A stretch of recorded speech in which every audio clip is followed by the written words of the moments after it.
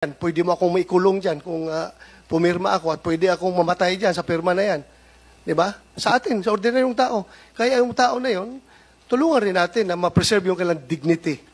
They want to get back their dignity na hindi sila maloko sa ginaganon. O ito, merong card dito. Pirma kayo, bigyan kayo ng card. Later on, that card can be claimed for cash ayuda from the government. Yun ang sabi sa kanila. So, please, Commissioner, gawin niyo po. Thank you. Yes, Madam Chair, Your Honor. Thank you, Madam Maraming Chair. salamat po. We will do that immediately. Madam Chair. Yes, maraming salamat. At gusto ko lang humirit. Nagulat din ako sa AKAP. At mas lalo akong nagulat sa halaga. 26.7 billion. Isang programa na ngayon ko lang natuklasan at ngayon lang narinig. Pero may bilin dito sa text. All soft projects, including AKAP, must go through the office of the Speaker. AKAP, AIX, TUPAD, MAIP for the PI and other efforts. Madam yes, Chair, Senator JB, ako rin please. medyo naging curious sa AKAP. Ngayon ko lang narinig eh. No? Siguro can ask DSWD, what is this program about? Is it just between the House and... kasi wala ho kami sa Senate na alam niyan eh. So is it with DSWD and the House of Representatives, yung program? Thank you, Madam Chair. Madam Chair, AKAP is just as foreign to us, technically, as Senator Bato, as it is provided Yes, in Yusek line Di Mapuro, item. I understand that it's under the DSWD budget. If you recall, in the Senate, I handle the DSWD budget, but like the COMELEC's mysterious addition of 12 billion, this 26.7 billion in the budget of the DSWD is alien to me. Yes. Madam Chair, if this WD declares that is foreign to them, saan nang galing itong budget? Baligtad na pala ang budgeting process natin. Ang Kongreso na magde-decide kung anong project i-implement ninyo. Hindi pala kayo ang nagre-request sa Congress na project na papunduhan, program na papunduhan? Baligtad, eh. Madam Chair, it is not an exclusive project or program for Congress. It will be regular program, but it is technically foreign in the sense that it has no guidelines yet. Yes, Yusek So Di it does not Mapuro, did you exist request as a for this program. project? Was it in the NAP? It was not. No. There we go. Yes. Do we allot sums of money, enormous sums of money such as this, almost 27 billion, for a project or a program that is undefined, unnamed, unfamiliar, with no guidelines whatsoever, with no target beneficiaries, and is just left open? Is this the usual practice in the DSWD? Not necessarily a usual practice Not in the necessarily. DSWD. So sometimes DSWD has these magical projects that no one has ever heard of before. We don't create magical projects, Madam Chair. These are But part when of is the it GAA. necessary? You said not necessarily. So there are times when it is necessary to invent projects? There are times when there are necessary projects to Yes, you have QRF and you have all kinds of emergency Yes. assistance. I'm very familiar. Why do you have to invent AKAP? AKAP is not invented. I But you believe just said that guidelines and the purposes had not been established. yes, guidelines have to go through proper policy procedures. So Pero it's not linagyan na ng invented pera, out of the walang air. nakakaintindi kung paano gagawin, kung kanino ibibigay. Walang kaplano-plano pero may pera na. Madam Chair, there are programs that are provided by the GAA for NGAs to implement. But before we Yes, do with all implement, due we have respect, to... Yusek, that is not the usual budget process we're familiar with. There's always a very well-defined project or program before a line item magically appears in the GAA. It's fought over, debated, and discussed very, very thoroughly in the subcommittees as well as the plenary. This wasn't.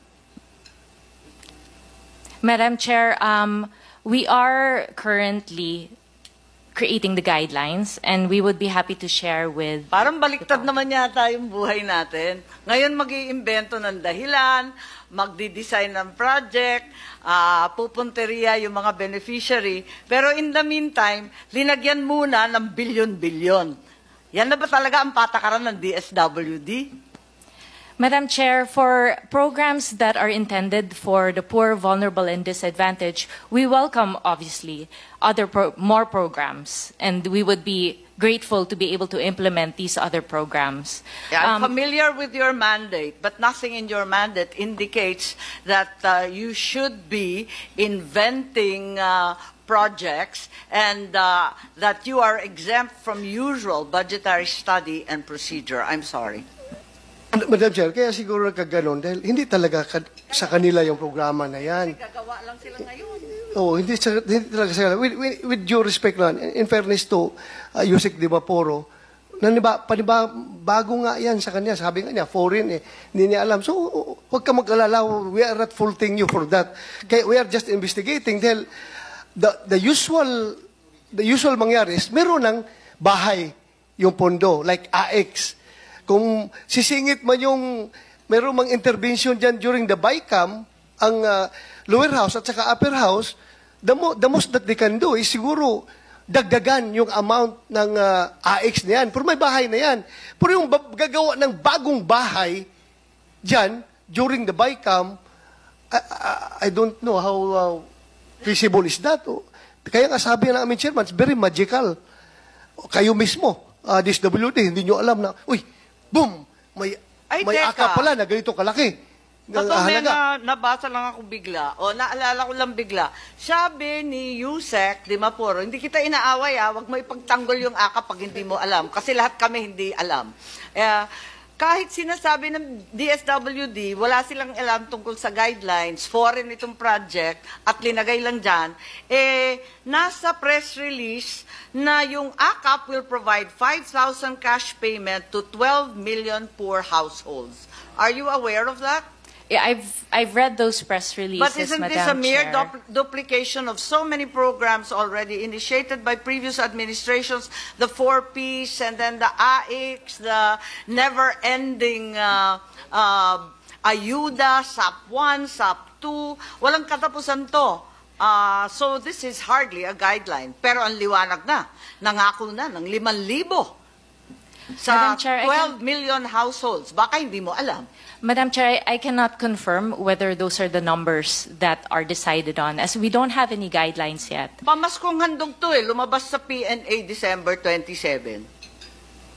Well, for our Christmas programs, or we don't have AKAP in any of our Christmas programs, I can say that definitively. But with regard to any pronouncements of how AKAP will be implemented and what amounts will be provided through AKAP, we don't have guidelines for that yet, Madam Sige, Chair. Yusek, ganito na lang, magtulungan na lang tayo. Alamin natin ang mga detalye nitong programang to. Pareho kami ni Senator Bato, ni Senator JV, Senator Risa. Nagugulat po kami kung saan to galing at ano ibig sabihin. Yes po, Madam Chair. And I'd also like to say that we are very open to many innovations and new programs in DSWD. And it is not a new thing where we create something new. Madam Chair, just to add, Okay lang yan, okay lang. I'm not gonna fight with you over that, but that's completely inaccurate and untrue. Okay, Senator Bato, please. Pagkuha ko lang kay Yusek na walang problema. Wala kang problema dito sa amin. Huwag ka mag-alala. Ang amin lang talaga is, nagulat lang kami sa Senado. AKAP. Hindi namin nakita yan sa, kahit na ilang araw mo pag-aralan yung NEP, kahit ilang araw mo pag-aralan yung GAB, hanggang sa kwan, hindi mo talaga makita yan. Nagulat na lang kami ngayon na may ganyan pala. Ikaw nga, nagulat ka sa inyong departamento yan. Okay lang, pareho tayong nagulat ngayon. A happy Huwag kang surprise, mag-alala. Senator Bato, Madam Chair. A happy surprise because it will help the disadvantaged Yeah. at the end of the day. Hindi, walang problema yan. Hindi, okay lang yan. Kung mapunta sa taong bayan yan, importante yan. Okay ako, walang problema. Yung nga lang, siguruhin ninyo dahil ang PNP ngayon, nagbabantay na pag mag-release kayo na babawasan na naman yung pera, ang 10,000 ibigay sa tao, tapos ibalik yung bawiin yung 9,000, 1,000 lang maiwan doon sa tao. You hear that during our hearings, di ba? Yes, Madam kaya Chair, we bantayan are ninyo happy talaga for the yan. support of PNP to help Yeah. us in those payment areas. Over from 2023 Ilang buwan and po, 2024. ilang buwan ang kakulangan sa pagbayad ng social pension? Usually, nakakausap ko 6 months. Wala talaga sila sa listahan at all. Never sila nabayaran. Ni kailan, ni These are minsan, new, ni mga anumang buwan. Mga bagong senior citizens na wala sa listahan. Pero may mga nakakausap po ako na dating tumatanggap, tapos huminto po at may mga backlog sa pagbayad. Tama na. I know. Sa palagay ko, hindi dapat mangyayari yun. Yung mga bagong seniors, doon talaga wala tayong pambayad. Pero kung dati nang nasa listahan, baka nadidelay lang or nagkakatagalan lang. Okay. Pero dapat mabayaran sila. Thank you for that assurance. So, yung mga bago pong senior citizens lamang ang hindi nababayaran, pero yung mga dating nang nasa listahan ay backlog, may pera pong nakalaan na dapat mabayaran silang updated. Is that correct? Yes, that's right. Tuloy-tuloy ang bayad kung nasa listahan ka na. Ang problema, lumulobo nga yung numero at hindi kinakaya ng ating budget. Where are the funds? In LGUs remitted by the SWD or in central, in the region? Yes, the funds are transferred direct to the LGUs. Okay, so it's the LGU's responsibility to update the payment of social pension for as long as they've received it before. Is Yan that na nga ang accurate to problema. say? Masipag sila mag-update. Wala naman tayong pambayad.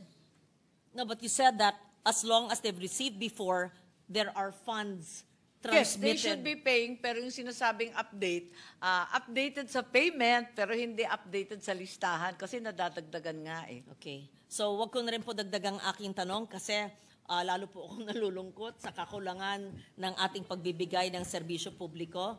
Not to blame the DSWD because they're really very, very hardworking workhorses. I see them every week. Thank you for the service of our payout masters, of those who are only job orders, for those we call even midnight, and those we kinukulit namin kasi tayo rin kinukulit ng mga tao, di ba, na nangangailangan. So thank you to the hardworking women and men of the DSWD led by the very hardworking secretary. So I will no longer ask my long questions because I fully support your budget and I wish I could help you increase if there's some pie we could slice to put it in the SWD. So, yung tanong ni Senate President, Presiding Officer Pro Tempore na AKAP, ibig sabihin po niyan, ang mga senators pwede rin pumunta po sa mga AKAP, ganun ba ho yun? Gusto ko lang malaman yun. I think yun ang gustong malaman nung Senate President Pro Tempore na hindi niya kinumpleto ang tanong niya. Precisely, Pwede siguro. Lahat tayo gate crusher po. Bakit naman po gate crusher? Kung AX po yan, or AKAP, or SLP, yan po ay puhunan ng gobyerno. Yeah, that's the funds of the government, so we can Yes. can we Okay, facilitate the it's release? on record. For the first time, naririnig ko, pwede raw po pumunta kahit hindi kumbidado. Ay, hindi. So, ibig sabihin po, ang AKAP ay parang AX, parang SLP, ay maaring puntahan. Anong kaibahan naman po ng AKAP sa AX? O pareho lang po? Alam niyo, nakakatuwa yung AKAP dahil biglang sumulpot yan, wala naman sa NEP, wala naman sa DSWD budget, wala man lang sa wishlist nila, biglang sumulpot nung nakaraang taon at matapos yun, tinatanong ng lahat, ano ba talaga yung programang yan?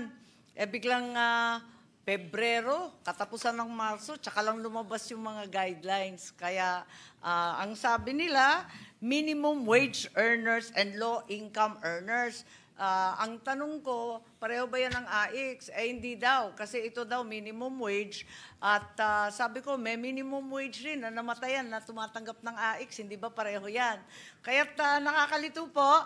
At sa totoo lang, ang version ng Senado, tinanggal ko na po yan. Dahil ang pakiwari ko, walang programa ang pamahalaan na pag-aari ng sino man. Kinakailangan, lahat sumasapi dyan, at dahil dito, kinakailangan na pag-isahin na isaayos na natin ang mga guidelines. Oh, are you saying there's no AKAP in the Senate version? Yes, I deleted it entirely. How much did you delete, Mr. President, Madam Chair? Yes, 39 billion, which was added in the House version, and 41 billion added for AIX. And we're saying that the 39 billion in the Senate version was reduced, and where did you put the 39 billion AKAP? Back to I AIX? leave it to the wisdom of the leadership, and I hope that during the BICAM this can be discussed. My recommendation is, while we recognize the necessity of immediate relief by direct financial assistance, it's imperative that we focus also on social protection initiatives such as those mentioned by yourself, the SLP, Kalahi Seeds, which foster long-term development and self-reliance rather than creating a new ayuda nation. Ayaw natin nun, ano? Kaya eto nga, pinopropose ko na sana dagdagan yung iba na developmental at sa kabila nun, ipagkaisa na ang AIX at AKAP para hindi na nagkakaroon ng salisan, ng turuan, ng kalabuan. Okay. I will stop at that. But to be fair, my brother is a congressman, and I've heard that he helps or joins in AKAP, and the needs of our constituents, our Kasimanwas, are also served. So thank you to the SWD. Yes, I am not familiar with AKAP. I know AIX, but whatever name of the program is, malaking tulong po. Tuwing meron pong darating dyan na DSWD, AIX at Paymaster, nakangiti po ang mga nahihirapan na ating mga kababayan. So Tama I po will leave yun. it at Kaya that. It's sang-ayon not po for me. ako Yeah. na sana pag-isahin na yung pondo para malaking-malaki, lahat ng hihingi, mabigyan ka agad, wag na natin paghiwalayin, wala nang turuan, wala nang sisihan, wala nang akuhan na amin lang to, wala nang ganon. Basta may pondo dyan, handa para sa nangangailangan. Ganon lang kasimple. Isahin na natin, at sana madali na natin kunin para sa lahat ng target beneficiaries, all persons subsisting below the poverty line, unemployed, formally employed, self-employed, seasonally, periodically employed, those in crisis or emergency situations such as severe, extended illness, disability, death in the family, working in economically hard-hit sectors, victims of natural man-made disaster, calamity, pandemics, war, or other violence. And it shall be used for food, nutritional, medical, funeral services, educational, livelihood, and other financial assistance. Thank you very much to the Chair for your very comprehensive answer to my question on the programs of the SWD. And I will probably initiate a piece of legislation to institutionalize at least one program, the SLP, assuming that no one has filed that yet. But thank you so much, Madam Chair, for all the information that you've given. And At I sana would like- sumportahan rin ninyo itong kung ano man yung pangalan niya, kung AIX o AKAP o ano man pangalan na Yes. bago mahanap natin, sana suportahan rin ninyo ang pagkakaisa nitong pondo at institutionalize na dahil malaking tulong sa ating mga kababayan. I will leave it to the better judgment of the Chair and the leadership, and I would like to thank Secretary Rex Gatchalian, who is just always half a call away. He answers the calls right away, and if he misses it, he's on a flight, he will text and call you back. That's the epitome of a public servant. So thank you also to all in the SWD, especially the 4A and the 6 and everybody in the regions. Thank you. Thank you, Senator Ligardo. Before I recognize the majority leader, only one question, Senator Marcos. What is the difference between AKAP and TUPAD? Because you were saying a while ago, minimum wage. AKAP po and TUPAD? Yes. Ang TUPAD nasa DOLE. Yes, I know. Hindi siya Yung sakop ng DSWD. Ang binibigay niyo ba sa AKAP, minimum wage din? Kasi sa TUPAD, under DOLE, ang binibigay minimum wage. Kung saan ka, kunwari sa Metro Manila, 700 plus, yun din binibigay per day, pero magtatrabaho kayo. What is the difference between AKAP and TUPAD? Ang TUPAD maliwanag na cash for work. May Yes. trabaho. Yung AKAP, binibigay lang. Magkano po binibigay? Based sa menu ng pangangailangan. Yung iba't iba, yung burial assistance, medical, hospital, kung What is the ano-ano. maximum amount that you can give an individual? Ang maximum 10,000. At sinasabi natin na kinakailangan malimitahan sa 6 na buwan. Minsanan lang ang bigay. One time, big time. Pero maximum nga 10,000 What is pesos. the minimum that you can give from the funds of AKAP? Ang minimum, pangkaraniwan, 2,000, 2,000. Pangkaraniwan, 3,000. Alright. Pero hindi mo kailangan pagtrabahuan yan, katulad sa... Ay, sa walang Tupad. trabaho Walang dyan. trabaho. Ang sinasabi, sa nangangailangan. Alright. Thank you very much for enlightening this representation. Majority Leader? Yes, Mr. President. Next to interpolate is Senator Bongo. I move that he be recognized. Senator Bongo is recognized. Thank you, Mr. President, distinguished colleagues, and to the DSWD led by Secretary Rex Gatchalian. Mr. President, sa dalawang budget hearings po ng DSWD, nanawagan po tayo na huwag po pahirapan ng mga mahirap at bilisan po ang paghahatid ng serbisyo sa nangangailangan, especially po itong AICS, no? Assistance in Crisis Situation sa mga nangangailangan talaga. Ang tunay na pagmamalasakit, walang pinipili, walang pinapaboran, at walang halong politika. Do not be selective. At sabi ko nga sa inyo, bawat buhay, kayo na nagsabi, sabi nyo nga, bawat buhay, mahalaga po sa DSWD. At ako naman po ay full support parati sa ating DSWD for the past 8 years, no? At ako po ay patuloy na sumusuporta naman po sa inyong departamento. Basta tulungan nyo lang po yung mga mahirap nating kababayan. Yan lang po ang pakiusap ko. Madam Sponsor, meron na po akong konting question lang no, about the JAW. Ito po yung JAW ng Malasakit Centers. Meron na pong joint administrative order at napirmahan po ito ng DSWD. Maalala ko last year during budget hearing, nag-follow up na po ako nito, and umabot na po ng 14 months ay hindi pa po na-implement po ito. Ganito po ang sitwasyon. Pumirma na po ang DOH, pumirma po ang PhilHealth, pumirma po ang DSWD, ang isang opisina, ahensya, ang PCSO, ang hindi pa po pumipirma. Siguro marahil meron talagang ahensya na ayaw tumulong sa mga kababayan nating mahihirap. Ang current JAW po, DSWD is limited to financial assistance, transportation, burial, food.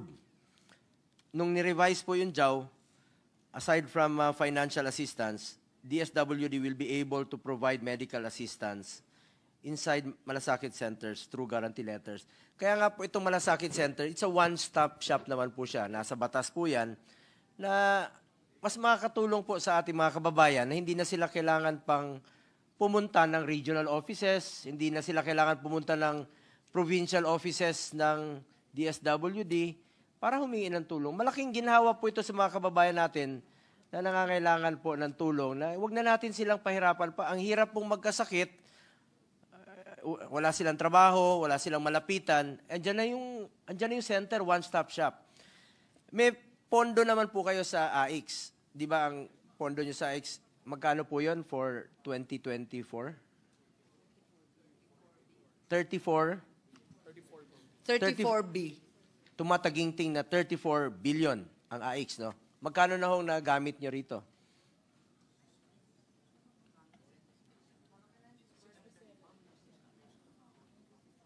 Ang alam ko, naubos na nga yun, nagpadagdag na sa QRF at kung saan-saan pa dahil sa dami ng kalamidad. Di ba yung AICS na avail naman po ng mga biktima ng kalamidad o yung mga binibigyan po ng ayuda sa kahit saan, sa buong parte ng Pilipinas, including sa mga malls, no?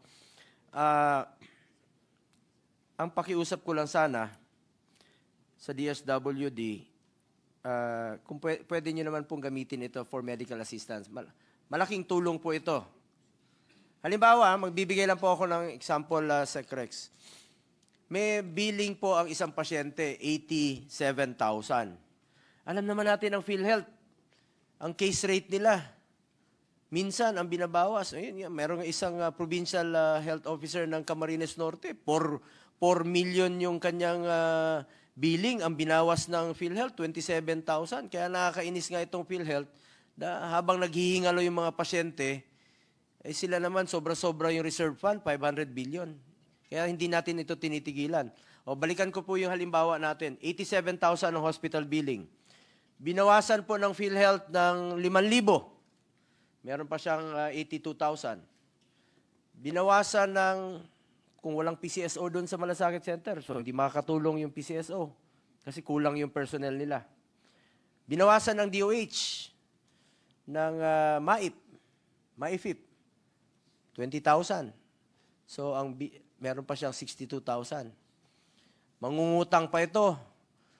Isasangla yung Carabao, ibibenta yung refrigerator para makalabas